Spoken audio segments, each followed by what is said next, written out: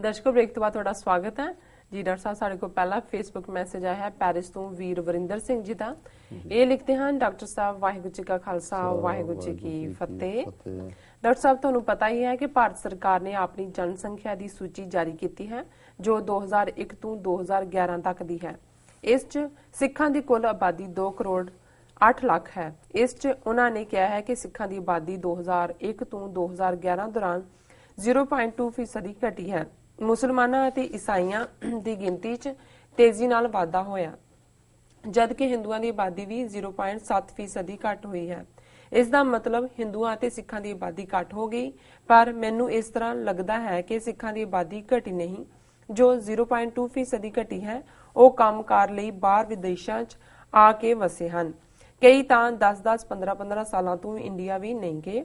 ਇਸ ਲਈ ਪੰਜਾਬ 'ਚ ਸਿੱਖਾਂ ਦੀ ਆਬਾਦੀ ਘਟ ਗਈ ਹੈ। ਮੈਨੂੰ ਇੰਨਾ ਜ਼ਰੂਰ ਯਕੀਨ ਹੈ ਕਿ ਜੇ ਪੰਜਾਬ 'ਚ ਸਿੱਖਾਂ ਦੀ ਆਬਾਦੀ ਘਟੀ ਹੈ ਤਾਂ ਵਿਦੇਸ਼ਾਂ 'ਚ ਪੰਜਾਬੀਆਂ ਦੀ ਆਬਾਦੀ ਵਧੀ ਹੈ। ਇੱਕ ਗੱਲ ਹੋਰ ਹੈ ਖਤਰੇ ਵਾਲੀ, ਪੰਜਾਬ 'ਚ ਹਿੰਦੂਆਂ ਦੀ ਆਬਾਦੀ ਹੋਰ ਵੀ ਜ਼ਿਆਦਾ ਹੋ ਗਈ ਹੈ। 1 ਕਰੋੜ ਤੋਂ ਵੀ ਜ਼ਿਆਦਾ ਹਿੰਦੂ ਪੰਜਾਬ 'ਚ ਹੋ ਗਏ ਹਨ। ਇਸ ਬਾਰੇ ਸਾਨੂੰ ਸਿੱਖਾਂ ਨੂੰ ਸੋਚਣਾ ਚਾਹੀਦਾ ਹੈ। ਤੁਹਾਡੇ ਇਸ ਬਾਰੇ ਕੀ ਵਿਚਾਰ ਹਨ? ਬਾਕੀ ਆਬਾਦੀ ਚਾਹੇ ਘੱਟ ਹੋਵੇ ਜਾਂ ਜ਼ਿਆਦਾ, ਖਾਲਿਸਤਾਨ ਤਾਂ ਬਣਾ ਕੇ ਰਹਾਂਗੇ। ਖਾਲਿਸਤਾਨ ਜ਼ਿੰਦਾਬਾਦ। ਸੰਤ ਜਰਨੈਲ ਸਿੰਘ ਭਿੰਡਰਾਂਵਾਲੇ ਜ਼ਿੰਦਾਬਾਦ। ਜੀ ਡਾਕਟਰ ਸਾਹਿਬ ਜ਼ਿੰਦਾਬਾਦ ਜ਼ਿੰਦਾਬਾਦ ਜ਼ਿੰਦਾਬਾਦ ਜ਼ਿੰਦਾਬਾਦ। ਵੀਰ ਵਰਿੰਦਰ ਸਿੰਘ ਜੀ ਦਾ ਸ਼ੁਕਰੀਆ ਜੀ। ਉਹਨਾਂ ਨੇ ਸਾਨੂੰ ਪੈਰਿਸ ਤੋਂ ਲਿਖਿਆ। ਉਹਨਾਂ ਨੇ ਜਿਹੜੀ ਲੇਟੈਸਟ ਸੈਂਸਸ 2001 ਤੋਂ 2011 ਦੇ ਅੰਕੜੇ ਪਿਛਲੇ ਦਿਨਾਂ 'ਚ ਰਿਲੀਜ਼ ਹੋਏ ਨੇ, ਉਸ ਦੇ ਉੱਤੇ ਹੀ ਉਹਨਾਂ ਨੇ ਫਰਦਰ ਟਿੱਪਣੀ ਕੀਤੀ ਹੈ। ਹਾਲਾਂਕਿ ਅਸੀਂ ਇਸ ਦੇ ਉੱਤੇ ਜਿੱਦਣ ਅਜੇ ਖਬਰ ਆਈ ਸੀ ਉਸ ਤੋਂ ਬਾਅਦ ਤਾਂ ਬਹੁਤ ਸਾਰੇ ਟੀਵੀ ਚੈਨਲ ਔਰ ਪ੍ਰਿੰਟ ਮੀਡੀਆ ਔਰ ਲਿਖਾਰੀ ਮੈਗਜ਼ੀਨਸ ਬਹੁਤ ਕੁਝ ਲਿਖ ਰਹੇ ਨੇ ਜੀ। ਲੇਕਿਨ ਅੱਜ ਹੀ ਮੈਨੂੰ ਕਿਸੇ ਨੇ ਵਰਜੀਨੀਆ ਤੋਂ ਵੀ ਕਾਲ ਕਰਕੇ ਕਿਹਾ, ਉਹਨਾਂ ਨੇ ਕਿਹਾ ਜੀ ਸਭ ਤੋਂ ਪਹਿਲਾ ਕਾਮੈਂਟ ਜਿਹੜਾ ਇਸ ਦੇ ਉੱਤੇ ਜਦੋਂ ਅਜੇ ਆਈ ਸੀ ਉਸ ਸ਼ਾਮ ਰਿਪੋਰਟ ਤੁਹਾਡਾ ਸੀ ਔਰ ਬਹੁਤ ਸਾਰਿਆਂ ਨੇ ਉਸ ਲਾਈਨ ਨੂੰ ਹੀ ਫੋਲੋ ਕੀਤਾ। ਮੈਂ ਕਿਹਾ ਜੀ ਬਹੁਤ ਸਾਰਿਆਂ ਨੇ ਤਾਂ ਫੋਲੋ ਨਹੀਂ ਕੀਤਾ। ਅਸੀਂ TV 84 ਨਿਊਜ਼ ਦੇ ਉੱਤੇ ਵੀ ਜਦੋਂ ਪਿਛਲੇ 2 ਦਿਨ ਤੋਂ ਇਸ ਮੁੱਦੇ ਦੇ ਉੱਤੇ ਗੱਲਬਾਤ ਕਰ ਰਹੇ ਤੇ ਮੈਨੂੰ ਹੈਰਾਨੀ ਹੁੰਦੀ ਹੈ ਜਿਹੋ ਜਿਹੇ ਫੈਕਟਰ ਇਹਨਾਂ ਨੇ ਵੀ ਦਿੱਤੇ ਨੇ ਵੀਰ ਵਰਿੰਦਰ ਸਿੰਘ ਹੋਰਾਂ ਨੇ, ਉਹ ਜਿਹੀ ਉੱਥੇ ਬੈਠਿਆਂ ਨੂੰ ਵੀ ਜਿਨ੍ਹਾਂ ਦੇ ਵਿੱਚ ਬੜੇ ਸਿੱਖ ਮਾਮਲਿਆਂ ਦੇ ਐਕਸਪਰਟ ਨੇ, ਉਹਨਾਂ ਨੂੰ ਇਹ ਇੱਕਦਮ ਨਜ਼ਰ ਨਹੀਂ ਆਉਂਦਾ ਵੀ ਇਹ ਸਟੈਟਿਸਟੀਕਲ ਜੈਨੋਸਾਈਡ ਵੀ ਹੈ। ਇਹ ਕਿਵੇਂ ਡਰੱਗਸ ਜੋ ਪੰਜਾਬ ਦੇ ਵਿੱਚ ਲਿਆਂਦੀਆਂ ਉਹਦਾ ਨਤੀਜਾ ਇੰਪੋਰਟੈਂਸ ਸੀ। ਜਿਹੜੀਆਂ ਫਰਟੀਲਿਟੀ ਡਰੱਗਸ ਮੁੰਡੇ ਜਮਾਉਣ ਦੇ ਲਈ ਜਿਹੜਾ ਹੈ ਉਹ ਬੀਬੀਆਂ ਨੂੰ ਖਵਾਉਂਦੇ ਨੇ, ਉਹਦੇ ਥੱਲੇ ਜਿਹੜੀਆਂ ਬੈਰਨ ਹੋ ਰਹੀਆਂ ਕੁੱਖਾਂ, ਜਿਹੜੀਆਂ ਬਾਂਝ ਕੁੱਖਾਂ ਨੇ, ਉਹਦਾ ਨਤੀਜਾ ਹੈ। ਔਰ ਇਹ ਕੁੱਲ ਮਿਲਾ ਕੇ ਜਿਸ ਕਿਸਮ ਦਾ ਇਹ ਸਾਰਾ ਮਾਹੌਲ ਔਰ ਇੱਕ ਪੂਰੀ ਜਨਰੇਸ਼ਨ ਜਿਹੜੀ ਉਹਨਾਂ ਨੇ ਮਾਰੀ, ਜੇ 1 ਲੱਖ ਨੌਜਵਾਨ ਮਾਰਿਆ ਤੇ ਕੋਈ ਬੁੱਢੇ ਤਾਂ ਨਹੀਂ ਸੀ ਉਹਨਾਂ 'ਚ ਬਹੁਤੇ ਤਾਂ ਉਹੀ ਸੀ 16-17 ਸਾਲ ਦੀ ਉਮਰ ਤੋਂ ਲੈ ਕੇ 30-32 ਸਾਲ ਤੱਕ ਦੀ, ਉਹੀ ਚਾਈਲਡ ਪ੍ਰੋਡਿਊਸਿੰਗ ਜਾਂ ਜਿਨ੍ਹਾਂ ਦੇ ਵਿਆਹ ਹੋਣੇ ਸੀ ਜਾਂ ਦੂਸਰੇ ਨੇ, ਉਹ ਪੂਰੀ ਦੀ ਪੂਰੀ ਜਨਰੇਸ਼ਨ ਮਾਰੀ। ਸੋ ਇਮੀਡੀਏਟ 'ਚ ਉਦੋਂ ਸ਼ਾਇਦ ਉਹਨਾਂ ਫਰਕ ਨਾ ਵੀ ਨਜ਼ਰ ਆਇਆ ਹੋਏ, ਉਹ ਲੱਖਾਂ 'ਚ ਆਇਆ ਹੋਏ ਜਾਂ 1 ਲੱਖ ਜਾਂ 50,000 'ਚ ਆਇਆ ਹੋਏ, ਉਹੀ ਅੱਗੇ ਜਦੋਂ ਇੱਕ ਕਪਲ 2 ਜਾਂ 3 ਬੱਚੇ ਜਿਹੜੇ ਐਵਰੇਜ ਨੇ ਉੱਥੇ ਹੁੰਦੇ ਨੇ, ਉਹਨਾਂ ਦੇ ਅੱਗੋਂ ਦੂਸਰੀ ਜਨਰੇਸ਼ਨ ਤੱਕ ਪਹੁੰਚਦੇ ਆ ਜਿਹੜੇ ਨੇ, ਉਹ ਅੱਗੋਂ ਨੰਬਰ ਜਿਹੜਾ ਹੈ ਉਹ ਵੱਧਦਾ। ਸੋ ਕੁੱਲ ਮਿਲਾ ਕੇ ਮੈਂ ਸਮਝਦਾ ਵੀ ਇਹ ਵੀ ਜਿਹੜਾ ਇੱਕ ਆਰਗੂਮੈਂਟ ਹੈ ਜੀ ਕੰਮਕਾਰ ਲਈ ਬਾਹਰ ਗਏ, ਪੰਜਾਬ ਦੇ ਹਿੰਦੂ ਨਹੀਂ ਗਏ ਬਾਹਰ ਜੀ। ਹੁਣ ਬਹੁਤ ਸਾਰੇ ਜਿਹੜਾ ਹਾਰ ਉੱਥੇ ਕਿੱਥੇ ਹਿੰਦੂ ਤਾਂ ਬਹੁਤ ਹੈ ਸ਼ਹਿਰਾਂ 'ਚ, ਕਾਰਖਾਨੇਦਾਰ ਜਾਂ ਨਿੱਕੇ ਮੋਟੇ ਕਾਰੋਬਾਰ ਵਾਲੇ ਸੀ। ਕੋਈ ਪੰਚਕੂਲੇ ਜਾ ਕੇ ਬੈਠ ਗਿਆ, ਕੋਈ ਦਿੱਲੀ ਬੈਠਾ, ਕੋਈ ਸ਼ਿਮਲੇ ਬੈਠਾ, ਕੋਈ ਦੂਸਰੀਆਂ ਥਾਵਾਂ ਤੇ ਬੈਠੇ। ਜੇ ਅਨਐਮਪਲੋਇਮੈਂਟ ਪੰਜਾਬ 'ਚ ਸਿੱਖਾਂ ਲਈ ਹੈ ਤੇ ਉਹਨਾਂ ਨੇ ਬਾਹਰ ਨਿਕਲੇ ਨੇ। ਅੱਜ ਉਸੇ ਹੀ ਤਾਦਾਦ ਦੇ ਨਾਲ ਜਿਹੜੇ ਨੇ ਉਹ ਹਿੰਦੂ ਵੀ ਬਾਹਰ ਗਏ ਨੇ ਪੰਜਾਬ 'ਚ। ਉਹ ਤਾਂ ਆਲਮੋਸਟ ਇੱਕੋ ਜਿਹਾ ਹੀ ਪਾਰਟ ਹੁੰਦਾ। ਫਿਰ ਇਹ ਵਧਾ ਕਿੱਥੋਂ ਹੋ ਗਿਆ ਇਸ ਸਾਰੇ ਦਾ?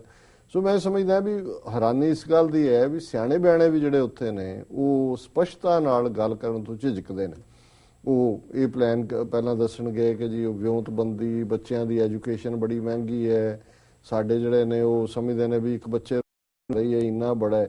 ਬੇਸ਼ੱਕ ਇਹਨੂੰ ਰੂਲ ਆਊਟ ਨਹੀਂ ਕੀਤਾ ਜਾ ਸਕਦਾ, ਪਰ ਕੁੱਲ ਮਿਲਾ ਕੇ ਪਹਿਲਾ ਧਿਆਨ ਸਾਡਾ ਇਸ ਗੱਲ ਵੱਲ ਜਾਣਾ ਚਾਹੀਦਾ ਹੈ ਕਿ ਭਾਈ ਇਹ ਜਿਹੜਾ ਇਸ ਕਿਸਮ ਦਾ ਟ੍ਰੈਂਡ ਇੱਕ ਤਾਂ ਵੈਸੇ ਘਟਣ ਦਾ, ਦਿੱਲੀ 'ਚ ਕਿਵੇਂ ਘਟ ਗਈ ਜੀ? ਜੇ ਦਿੱਲੀ 'ਚ ਸਾਰਾ 4.5 ਲੱਖ ਸਿੱਖ ਦਿਖਾਇਆ ਹੈ ਔਰ ਦਿੱਲੀ 'ਚ ਵਿਜ਼ੀਬਲੀ ਜਿਹੜਾ ਉਹ ਪਿਛਲੀ ਵਾਰੀ ਵੀ ਮੈਂ ਕਿਹਾ ਸੀ ਵੀ ਉਹਨਾਂ ਦੀ ਕਮੇਟੀ ਨੇ ਕਿਹਾ ਸੀ ਇੱਥੇ ਤਾਂ ਇੰਨੇ ਨੇ, ਅਸੀਂ ਆਪਣੀ ਸੈਂਸਸ ਕਰਵਾਵਾਂਗੇ।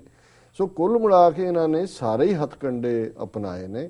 ਔਰ ਅਜੇ ਤੱਕ ਮੈਨੂੰ ਹਾਲਾਂਕਿ ਇੱਕ ਵੀਰ ਕਹਿ ਰਹੇ ਸੀ ਕਿ ਜੀ ਇਹਨਾਂ ਨੇ ਜਿਹੜਾ ਦੂਜੇ ਧਰਮਾਂ ਵਾਲੇ ਖਾਨੇ 'ਚ ਇਹ ਰਾਧਾ ਸਵਾਮੀ ਜਾਂ ਦੂਜੇ ਵੀ ਰੱਖੇ, ਉਹਨਾਂ ਦੀਆਂ ਫਿਗਰਸ ਤਾਂ ਨਹੀਂ ਆਈਆਂ, ਆਦਰਸ ਦੇ ਵਿੱਚ ਆਈਆਂ। ਹੁਣ ਪਤਾ ਨਹੀਂ ਹੈ ਕਿ ਵੀ ਕੀ ਜਿਹੜੇ ਮੁੱਖ ਧਰਮ ਨੇ ਜਿਨ੍ਹਾਂ ਦਾ ਜ਼ਿਕਰ ਹੋ ਰਿਹਾ, ਇਸ ਤੋਂ ਇਲਾਵਾ ਅਦਰਸ ਦੇ ਵਿੱਚ ਜਿਹੜਾ ਬਾਕੀ ਖਾਨਾ ਹੁੰਦਾ ਹੈ, ਕੋਈ ਰਾਧਾ ਸਵਾਮੀ, ਕੋਈ ਸੌਦਾ ਸਾਧ, ਕੋਈ ਦੂਜਾ ਵੈਦਰ, ਉਹ ਕੈਟਾਗਰੀ ਹੈ। ਜੇ ਸੀ ਤੇ ਇਹ ਵੀ ਇੱਕ ਕਾਰਨ ਉਸ ਦੇ ਵਿੱਚ ਐਡਿਡ ਹੋ ਸਕਦਾ। ਸੋ ਹਾਲਾਂ ਸਾਨੂੰ ਬਹੁਤ ਸਾਰੀਆਂ ਈਮੇਲਸ ਇਸ ਤੇ ਆਈਆਂ, ਇਹ ਦੋ ਭੈਣਾਂ ਨੇ ਵੀ ਲਿਖਿਆ ਔਰ ਉਹਨਾਂ ਨੇ ਕਿਹਾ ਵੀ ਅਸੀਂ ਇਹਦੇ ਤੇ ਥੋੜਾ ਜ਼ਿਆਦਾ ਵਕਤ ਦਈਏ, ਇਹਨੂੰ ਹੋਰ ਐਨਾਲਾਈਜ਼ ਕਰੀਏ। ਸੋ ਕੁੱਲ ਮਿਲਾ ਕੇ ਤੁਸੀਂ ਇਧਰੋਂ ਦੇਖ ਲਓ, ਕੰਨ ਇਧਰੋਂ ਦੇਖ ਲਓ, ਉਧਰੋਂ ਫੜ ਲਓ, ਹਾਲਾਤ ਇਹੀ ਨੇ ਕਿ ਵੀ ਸਾਡੀ ਪਛਾਣ ਨੂੰ ਮੁਕਾਉਣ ਲਈ, ਸਾਡੀ ਗਿਣਤੀ ਨੂੰ ਮੁਕਾਉਣ ਲਈ, ਸਾਡਾ ਹਰ ਤਰ੍ਹਾਂ ਦਾ ਜਿੱਥੇ ਫਿਜ਼ੀਕਲ ਜੈਨੋਸਾਈਡ ਕੀਤਾ ਹੈ, ਹਿਸਟੋਰੀਕਲ ਜੈਨੋਸਾਈਡ ਕੀਤਾ ਹੈ, ਹਿਸਟਰੀ ਡਿਸਟਰੋਏ ਕਰਕੇ, ਸਟੈਟਿਸਟੀਕਲ ਕੀਤਾ ਹੈ, ਇਕਨੋਮਿਕਲ ਕੀਤਾ ਹੈ। ਜੈਨੋਸਾਈਡ ਸਿਰਫ ਫਿਜ਼ੀਕਲ ਨਸਲਕੁਸ਼ੀ ਨੂੰ ਹੀ ਨਹੀਂ ਕਹਿੰਦੇ। ਔਰ ਜਿਸ ਕਿਸਮ ਦਾ ਮਾਹੌਲ ਸਿਰਜਿਆ ਹੋਇਆ ਹੈ ਉਸ ਚੋਂ, ਜਿਵੇਂ ਅੱਜ ਇੱਕ ਭੈਣ ਜੀ ਜਿਹੜੇ ਕੈਲੀਫੋਰਨੀਆ ਤੋਂ ਉਹਨਾਂ ਦੀ ਕਾਲ ਸੀ ਔਰ ਕਾਫੀ ਦੇਰ ਬਾਅਦ ਉਹ ਪੰਜਾਬ ਗਏ ਕੁਝ ਅਰਸੇ ਬਾਅਦ, ਤੇ ਮੈਨੂੰ ਕਹਿਣ ਲੱਗਿਆ ਕਿ ਜੀ ਅਸੀਂ ਸਾਡਾ ਇਲਾਕੇ ਤੋਂ ਲੈ ਕੇ ਅਸੀਂ ਮਾਝੇ ਤੱਕ ਵੀ ਜਿੱਥੇ ਵੀ ਮੈਂ ਗਈ ਹਾਂ ਉੱਥੇ ਹਰ ਪਿੰਡ 'ਚ ਐਂਟਰ ਕਰਨ ਤੋਂ ਪਹਿਲਾਂ ਭੰਗ ਦੇ ਦਰਖਤ ਬਹੁਤ ਜ਼ਿਆਦਾ ਨੇ, ਵੀ 4 ਚਫੇਰੇ ਜਿਹੜਾ ਹੈ ਉਹ ਮਰੂਆਨਾ ਹੈ। ਔਰ ਉਹਨਾਂ ਨੇ ਕਿਹਾ ਕਿ ਤੁਸੀਂ ਆਪਣੇ, ਕਦੇ ਹੁੰਦੇ ਸੀ ਵੀ ਪਹਿਲਾਂ ਵੀ ਥੋੜੇ ਬਹੁਤ ਕਿਤੇ ਉਹ ਬਈਏ ਹੀ ਰਗੜਦੇ ਹੁੰਦੇ ਸੀ, ਵੀ ਆਪਣੇ ਬੱਚੇ ਜਿਹੜੇ ਨੇ ਬਹੁਤੇ ਉਹ ਉਹਨੂੰ ਰਗੜ ਕੇ ਤੇ ਸਿਗਟਾਂ 'ਚ ਮਿਲਾ ਕੇ ਪੀਂਦੇ ਨੇ। ਵੀ ਕੁੜੀਆਂ ਜ਼ਰੂਰ ਪੜ੍ਹਦੀਆਂ ਨੇ, ਉਹਨਾਂ 'ਚ ਪੜ੍ਹਾਈ ਹੈਗੀ ਹੈ, ਥੋੜੀ ਬਹੁਤ ਸਿੱਖੀ ਦੀ ਗੱਲ ਵੀ ਹੈ, ਵੀ ਮੁੰਡੇ ਤਾਂ ਲਗਭਗ ਸਾਰੇ ਹੀ ਨਸ਼ਈ ਔਰ ਇਸ ਕਿਸਮ ਦਾ ਹੀ ਮਾਹੌਲ ਹੈ ਉੱਥੇ, ਨਸ਼ਿਆਂ ਦੇ ਹਵਾਲੇ ਔਰ ਗੰਦ 4 ਚਫੇਰੇ। ਸੋ ਮਤਲਬ ਹੁਣ ਜੇ ਤੁਸੀਂ ਇਸ ਸਾਰੇ ਨੂੰ ਕੁੱਲ ਮਿਲਾ ਕੇ ਦੇਖਦੇ ਹੋ ਤਾਂ ਫਿਰ ਤੁਹਾਨੂੰ ਇਹ ਨਜ਼ਰ ਆਉਣਾ ਚਾਹੀਦਾ ਹੈ ਕਿ ਜੀ ਅਸੀਂ ਤਾਂ ਇਸ 'ਚ ਲੱਗੇ ਹਾਂ ਜੀ। ਹੁਣ ਉਹ ਸਮਾਰਟ ਸਿਟੀਜ਼ ਬਣਾਈਆਂ, ਅੰਮ੍ਰਿਤਸਰ ਵੀ ਸਮਾਰਟ ਬਣਾਤਾ, ਜਲੰਧਰ ਵੀ ਸਮਾਰਟ ਹੋ ਗਿਆ, ਲੁਧਿਆਣਾ ਵੀ, ਪਟਿਆਲੇ ਵਾਲੇ ਮੂੰਹ ਥੱਲੇ ਸੁੱਟ ਕੇ ਬੈਠੇ ਨੇ। ਪਰਨੀਤ ਕੌਰ ਨੇ ਕਿਹਾ ਜੀ ਸਾਡੀ ਸਿਟੀ ਨਹੀਂ ਸਮਾਰਟ ਬਣਾਈ। ਉਹ ਤੁਹਾਨੂੰ ਤਾਂ ਉਹ ਜਿਸ ਲੈਵਲ ਤੱਕ ਲਿਜਾ ਰਹੇ ਨੇ, ਤੁਹਾਨੂੰ ਤਾਂ ਉਹਨਾਂ ਨੇ ਖਲੋਣ ਨਹੀਂ ਦੇਣਾ ਉੱਥੇ। ਔਰ ਜਿਸ ਕਿਸਮ ਦਾ ਡਰਟੀਐਸਟ ਸਿਟੀਜ਼ ਦੇ ਵਿੱਚ ਅੰਮ੍ਰਿਤਸਰ ਨੂੰ ਰੱਖਿਆ, ਇਹਨਾਂ ਦੇ ਆਪਣੇ ਸਰਵੇ ਨੇ। ਸੋ ਕੁੱਲ ਮਿਲਾ ਕੇ ਅਸੀਂ ਸਮਝਦੇ ਹਾਂ ਵੀ ਇਹ ਚੈਲੰਜ, ਇਹ ਠੀਕ ਹੈ ਰਿਜ਼ੋਲਵ, ਉਹਨਾਂ ਨੇ ਕਿਹਾ ਵੀ ਗਿਣਤੀ ਘੱਟ ਜਾਂ ਵੱਧ ਅਸੀਂ ਖਾਲਿਸਤਾਨ ਬਣਾਵਾਂਗੇ, ਪਰ ਇਸ ਹਕੀਕਤ ਨੂੰ ਵੀ ਦੇਖੋ ਕਿ ਵੀ ਜਿਸ ਤੇਜ਼ੀ ਦੇ ਨਾਲ, ਗੱਲ ਇਹ ਨਹੀਂ ਵੀ ਇਨ ਟੋਟਲ ਨੰਬਰ ਘਟਿਆ, ਗੱਲ ਇਹ ਹੈ ਵੀ ਗਰੋਥ ਰੇਟ ਵੀ ਕਿੰਨਾ ਥੱਲੇ ਹੈ। ਹੁਣ ਹਿੰਦੂਆਂ ਦਾ ਤਾਂ ਗਰੋਥ ਰੇਟ ਜੇ ਮੁਸਲਮਾਨਾਂ ਦਾ 24 ਦੇ ਨੇੜੇ ਹੈ, ਇਹਨਾਂ ਦਾ 18 ਹੈ ਤੇ ਚੀਕਾਂ ਮਾਰ ਰਹੇ ਨੇ, ਪਰ ਉੱਥੇ ਹੀ ਹਿੰਦੂਆਂ ਦੇ 18 ਦੇ ਮੁਕਾਬਲੇ ਸਿੱਖਾਂ ਦਾ ਗਰੋਥ ਰੇਟ 8% ਹੈ ਜੀ। ਸੋ ਕੁੱਲ ਮਿਲਾ ਕੇ ਅਸੀਂ ਸਮਝਦੇ ਹਾਂ ਵੀ ਇਹ ਫਿਕਰ ਵਾਲੀ ਗੱਲ ਹੈ। ਔਰ ਇਹਨੂੰ ਜਿਹੜਾ ਹੈ ਬਜਾਏ ਕਿ ਸਿਰਫ ਇੰਨਾ ਕਹਿਣ ਦੇ ਕਿ ਜੀ ਹੁਣ ਜਥੇਦਾਰ ਅਕਾਲ ਤਖਤ ਵੀ ਪ੍ਰਾਈਵੇਟਲੀ ਕਹੇਗਾ ਕਿ ਜੀ ਦੇਖੋ ਮੈਂ ਤਾਂ ਪਹਿਲਾਂ ਹੀ ਕਹਿੰਦਾ ਸੀ 3 ਨਿਆਣੇ ਜੰਮੋ, ਪਰ ਜਿਹਨੂੰ ਫਖਰੇ ਕੌਮ ਤੇ ਪੰਥ ਰਤਨ ਬਣਾਇਆ ਹੋ ਤੇ ਡਰੱਗਸ ਵੇਚ ਰਹੇ ਨੇ, ਉਹ ਵੀ ਦੱਸ ਰਹੇ ਸੀ ਕਿ ਜੀ ਹਰ ਇੱਕ ਨੂੰ ਪਤਾ ਹੈ, ਬੱਚੇ ਨੂੰ ਪਤਾ ਹੈ ਵੀ ਡਰੱਗਸ ਕੌਣ ਲਿਆ ਰਿਹਾ, ਕੌਣ ਵੇਚ ਰਿਹਾ। ਫਿਰ ਵੀ ਵੀਰ ਵਰਿੰਦਰ ਸਿੰਘ ਜੀ ਦਾ ਬਹੁਤ-ਬਹੁਤ ਸ਼ੁਕਰੀਆ ਕਿ ਉਹਨਾਂ ਨੇ ਇਸ ਇਸ਼ੂ ਨੂੰ ਲਿਖਣ ਦੇ ਲਈ ਚੁਣਿਆ ਜੀ। ਰਸਾਸ ਨਾਲ ਨੇ ਬ੍ਰੇਕ। ਵੀਅਰਸ ਤੁਸੀਂ ਇਸ ਤਰ੍ਹਾਂ ਬਨੇ ਰਹੋ, ਮਿਲਦੇ ਹਾਂ ਛੋਟੇ ਜਿਹੇ ਵਕਫੇ ਤੋਂ ਬਾਅਦ।